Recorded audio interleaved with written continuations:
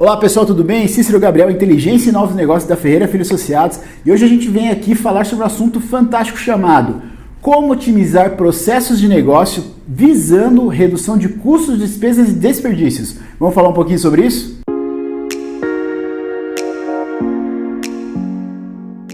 Muito bem, pessoal, como é que a gente trabalha os nossos processos de negócio visando redução de custos, despesas e desperdícios? Antes de mais nada, eu peço que você curta esse vídeo, compartilhe com quem você acha que é útil, porque eu tenho certeza que vai ajudar a pessoa a entender um pouco mais da área de processos de negócio, principalmente para quem trabalha na área de finanças e controladoria, que muitas vezes não tem acesso direto às áreas de negócio ou não tem frequência de presença nas áreas de negócio, ok? Então vamos começar aqui, eu tenho certeza que vai te ajudar muito. Muito bem, pessoal, voltando aqui então para a gente falar a respeito de como é que a gente faz a revisão processual, especificamente descendo para a carga de processo, que é a principal, digamos, uma das principais ferramentas que você deve utilizar para otimizar os processos. Mas, antes de fazer isso, você precisa ter uma visão holística, um overview do processo para identificar esses pontos onde pode-se haver otimização, ok? Eu trouxe aqui, para que vocês entendam, eu trouxe uma etapa do processo de orçamentação, tá? Esse aqui é uma parte do processo de orçamentação. Não liguem para os garranchos, é só para vocês entenderem como que efetivamente o processo caminha e como que nós conectamos isso para entendimento da carga de processos lá BPM Lean. Então, eu estou utilizando aqui um BPM simplificado para que vocês entendam, vou dar algumas noções da notação visual BPM para que você entenda, mas além de dar essas noções das raias, das lanes ali efetivamente, eu vou falar de atividades antecessoras, quais atividades que estão aqui e como é que a gente desdobra, então, uma etapa de uma tarefa ou atividade para que você entenda e execute a carga de processos conectando as duas ferramentas. Primeira coisa, a premissa básica para se fazer orçamentação, básica, mas nem todas as empresas cumprem, é efetivamente a gente ter um planejamento estratégico e um plano de metas, ok? Então isso é o que abastece, não precisa você destacar isso aqui na tua anotação BPM naturalmente, mas só estou trazendo aqui um insight para que você entenda que esse é uma premissa básica para a execução da orçamentação, ok? Então o que nós temos aqui? Primeiro eu vou falar a respeito das lanes. As lanes são essas abas laterais que nós temos aqui, as lanes ou raias, que é onde são as equipes, os departamentos que fazem parte desse processo ou que tem alguma interação neste processo, algum envolvimento. Então dessas lanes nós temos inicialmente aqui a bolinha, que na BPMN, que é a notação BPM, ela quer dizer que é, digamos, uma interação de início de processo ou subprocesso. Eu coloquei todos que são início de processo com a bolinha branca, e nós temos aqui, por exemplo, um processo intermediário, que é a bolinha ali, a churadinha, só para você entender que tem diferença. E também existe finalização de processo, que é um outro tipo de bolinha, uma outra cor. Mas enfim, seguindo aqui. Temos o início que, a partir do plano de metas, a diretoria solicita o orçamento. Este número 1, existe uma outra questão da BPMN, que é a anotação de se é uma mensagem, se é uma ferramenta. Então fica também dentro aqui, eu não trouxe isso aqui para não complicar, tá? Trouxe só a título de fluxograma, mas eu gosto de colocar o número da etapa que está acontecendo para que você visualize melhor. Então nós temos aqui a solicitação do orçamento, a controladoria recebe esta solicitação, a partir daqui parametriza as planilhas. Parametrizando as planilhas, faz uma checagem histórica, eles fazem OBH, infelizmente não fazem orçamento base zero. Depois eles enviam para gestores, o 4 aqui, envio para gestores. Isso aqui eu gostaria de chamar a atenção para vocês, eu só utilizei desta forma aqui, truncada, eu vou dizer o que é truncada, para caber no quadro, mas isso aqui você não faz, tá? De voltar o processo aqui. Evite fazer isso, sempre caminhe para a direita, de cima para baixo, da esquerda para a direita. Evite de fazer isso aqui por uma questão visual, mas aqui pra gente, como a gente não tem um quadro tão grande, só para que vocês entendam essa questão. Então, entrando aqui, ele recebe a solicitação, o gestor recebe essa solicitação, que é a planilha solicitando a questão do orçamento para ele, discute com a equipe, faz uma análise histórica, analisa o CAPEX de quais projetos ele vai ter, seja com CAPEX ou até alguns que podem virar, por exemplo, projetos de consultoria, que é OPEX e tal, análise de incrementos, né, OPEX, daí dissídio, enfim, tudo que ele vai incrementar, atualização final e envio para a controladoria. Chega aqui, a controladoria recebe as planilhas, faz uma análise de consistência, verifica, está ok? Sim, segue o processo. Não está ok? Ele recebe revisão e o processo continua caminhando até a última atividade, que é o orçamento aprovado. Mas o que eu quero chamar a atenção aqui, que é o primordial, tá? Então, o mapeamento de processo, falando especificamente do BPM, ele acontece nesse sentido, esquerda para direita com anotação. E a anotação visual, você pode baixar arquivos de BPMN, de notação visual, é simples de entender. Isso aqui não é o principal, não é essa questão operacional. O que eu quero dizer para vocês é, isso aqui segue da esquerda para a direita até a gente ter, então, a aprovação do orçamento que está lá em cima. Mas qual que é o ponto principal que nós temos que pegar aqui? Nós estamos falando efetivamente aqui do as-is, como o processo ele é. Mas o que você tem que entender é quantas etapas esse processo tem. Não sei, aqui a gente colocou uma parte da parte de orçamentação.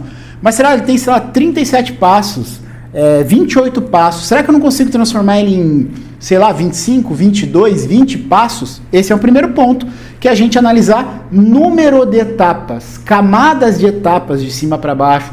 Quantas áreas eu passo? Quantas aprovações? Quantas atividades em sequência? Esse é um primeiro ponto que você deve chamar atenção. Por exemplo, isso aqui, ó. Parametrização de planilha. Será que precisa fazer isso?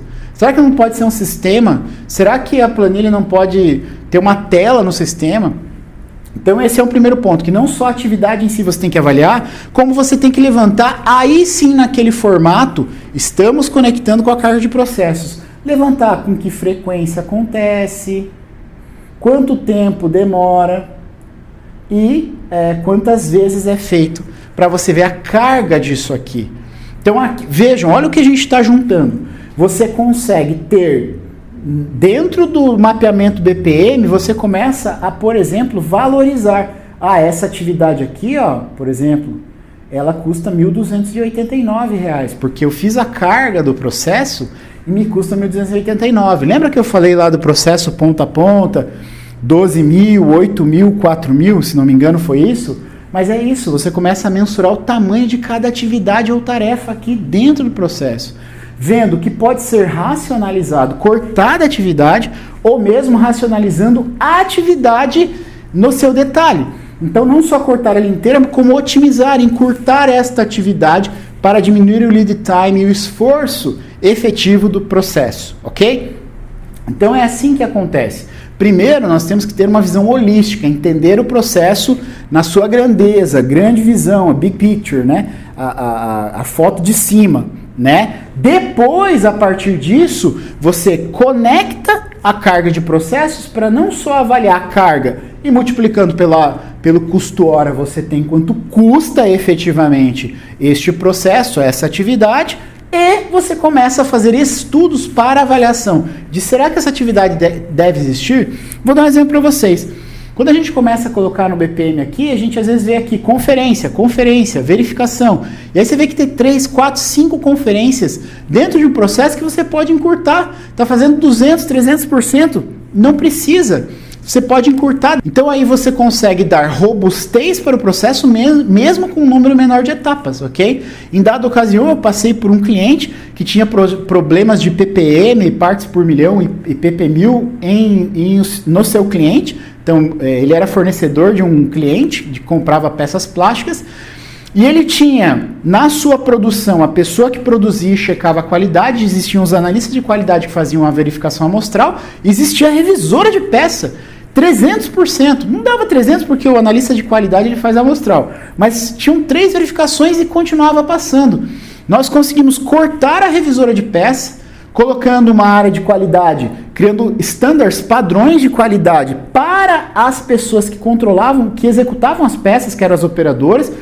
Criamos um painel de qualidade onde ela tinha dúvida, ela ia lá e verificava, isso aqui é trinca, quebra, e ela verificava, cortando uma etapa, dando mais consistência. Então o processo ficou menor, ficou menos custoso e teve mais confiabilidade. Então muitas vezes isso pode e deve acontecer, ok? Então é aqui que você conecta a identificação e desenho do processo com a carga de processos. Conseguiu? Percebeu? Então essa que é a grande conexão, de você fazer a carga dos processos a partir de um desenho de processos, ok? Às vezes pode parecer um tanto trivial desenhar processos, mas como eu falei, existem inúmeras formas de fazer. Estou trazendo aqui uma delas, a gente faz muito em PDCA também, faz também em diagrama de tartaruga em alguns clientes, depende muito do caso, aquela velha história, existe a caixa de ferramentas, para cada caso você usa uma ferramenta, né? Você não vai usar um martelo para o que não precisa, não é um prego, ok? Então, escolha a ferramenta adequada que você vai utilizar para mapear o seu processo, mas, feito isso, conecte, então, a ferramenta aqui de carga de processos, que é a ferramenta que nós disponibilizamos na nossa jornada especialista OBZ para você identificar o tamanho dessa atividade a título de reais e tempo também, lead time, ok? Então é isso que eu queria dizer, eu espero que você tenha entendido esse conceito, tenha conectado as peças, e se isso faz sentido para você, não deixe de mapear os processos de uma maneira adequada na sua empresa e nos clientes que você passa, porque isso aqui pode mudar completamente o jogo. É aquele conceito que a gente passa do iceberg. O resultado está lá em cima, o EBITDA, a lucratividade está lá em cima, mas onde a mágica acontece é nos processos, ok? Então, esse é o grande ponto, eu espero que isso aqui tenha te ajudado muito a respeito de processo. Se tiver qualquer dúvida, ficamos à disposição. Então é isso, pessoal, espero que esse vídeo tenha te ajudado, tenha te dado uma visão um pouco maior, não só de mapear processos por mapear e deixar bonito, né, robusto, mas também que isso te ajude no teu dia a dia para que você consiga otimizar e racionalizar processos visando redução de custos, despesas e desperdício, ok? Eu lhe desejo muito sucesso, um grande abraço e até a próxima. Tchau, tchau.